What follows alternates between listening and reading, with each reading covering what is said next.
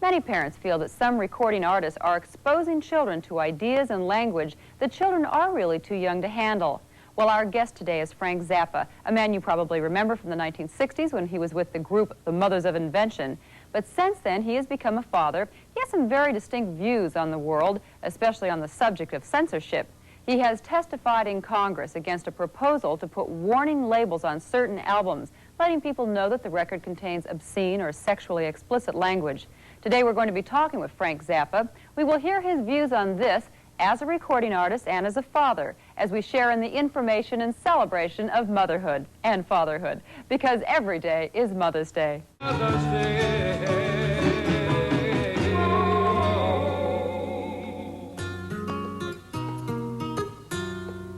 Hi, I'm Joan Lunden. Recently, Michael was waiting in the hospital for some routine tests, and a father brought his injured leg. Coming up today on the show, we will talk to Frank Zappa about the controversy surrounding warning labels on music albums. So stay with us.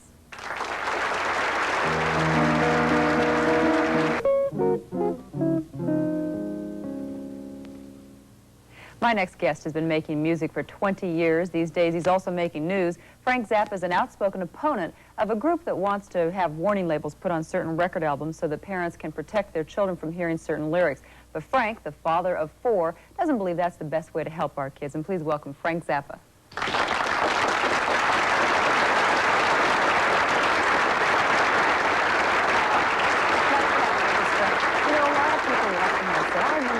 A crazy guy who did freak out. But now you're a father of 4 children. Well, so why don't you start by telling us what are the ages of your children and tell us a little about them. The ages are 18, 16, 12, and 6. Oh, you have your hands full? Mm-hmm. Okay, 18 years old. That's Moon Unit, right? Right. And what is she doing? Well, she has been on this television show called Fast Times at Ridgemont High. She was hired as a consultant first to help them figure out how teenagers talk.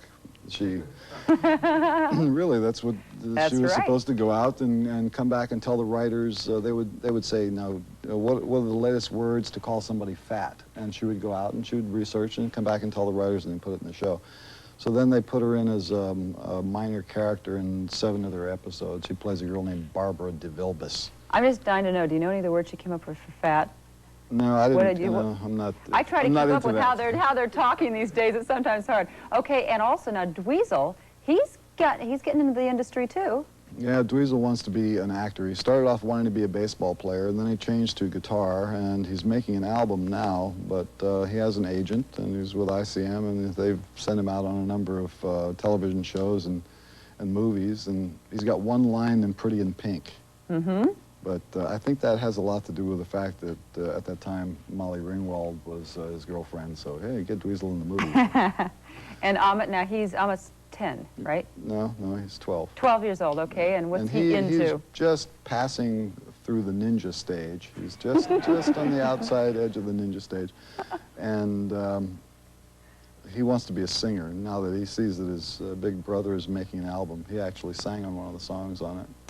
Somebody told me, in fact, that he sang on the album and was really great. He has a great voice. He will be a good singer, I think, and he's a natural entertainer because he's not shy. He likes to dance around, and he has he's not embarrassed about himself. You know, he'll be a fool for fun.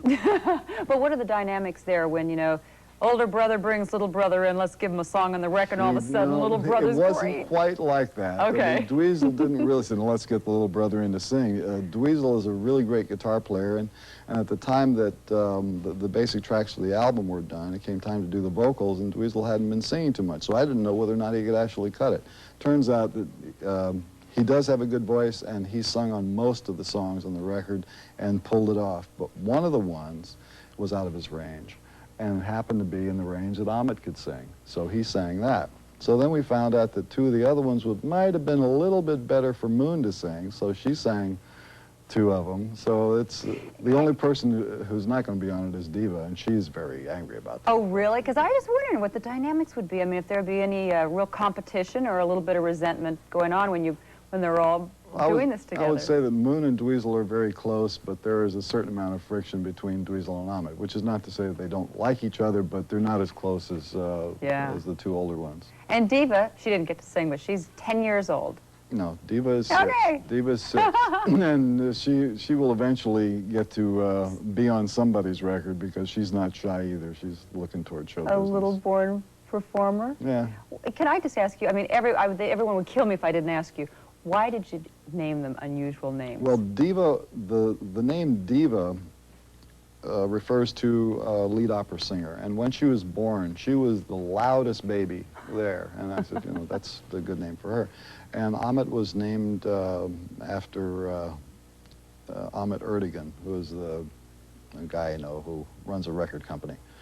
And Dweezil, that name was different. That's a made-up name. And my wife has a little stunted toe, which was nicknamed Dweezil at one time, and it was so cute. So I said, okay, we'll call him Dweezil. Does Dweezil know he's named after a little stunted toe? Yeah. Yeah? But okay. the story about Dweezil's name is when Dweezil was born with natural childbirth, you know, when let's go be natural.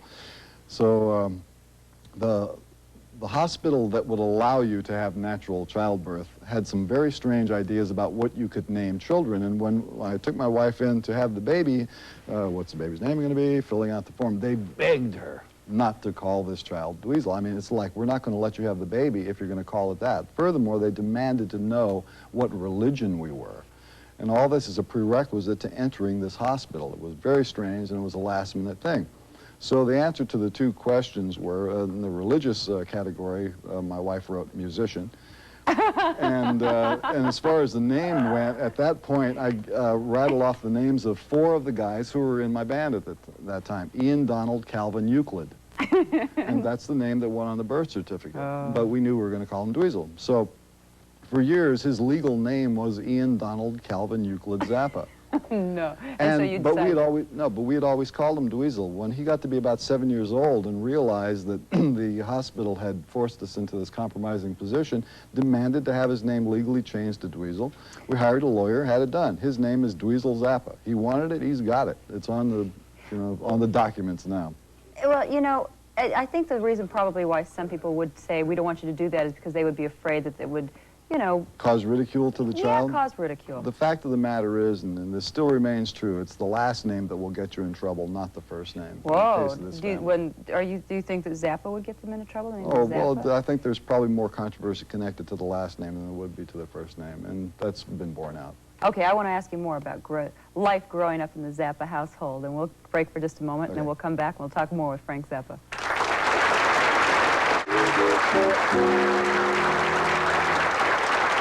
We are back now talking with Frank Zappa. You've been quoted as saying that you're probably a lot more conservative than the people who watch you on TV right now. Probably. You said, I should worry more about my kids going over to someone else's house rather than them worrying about their kids coming to my house. That's true, because especially where we live in Hollywood, the use of drugs in people's homes is something to be concerned about. We don't have any in our house, and I don't like the idea of the possibility of my kids going over to somebody else. You know, you meet a kid in school, it's a nice little kid, you don't know what their parents are doing or what's going on at the house. And that, to me, is of more concern than somebody sending their kid over to my house to play. Drugs are obviously one of the big concerns. Another thing that a lot of parents are concerned about these days, as you well know, are the lyrics that are in rock records now. You've taken off all the outlandish stuff, you put on your suit, you went in front of Congress, and you said, I don't want this to happen. Well, you know, there's a number of good reasons for that, because what they did at that Senate hearing was a kangaroo court, and it was really just political maneuvering. It was a political opportunity, and the thing that's pathetic about what these women did was they've made this a career out of it. They are still in business. They had this bogus press conference on November 1st where they got the record industry to agree to put certain labels on certain records, but the agreement has no teeth. The agreement says that parents will have no role in determining what is explicit, that those artists who have control over their album covers are free to ignore the understanding. So it's full of holes. There's no way they're going to get a uniform rating system or a warning system on there. It just will not be adhered to. The other thing is that they have mentioned that they're going to stay in business.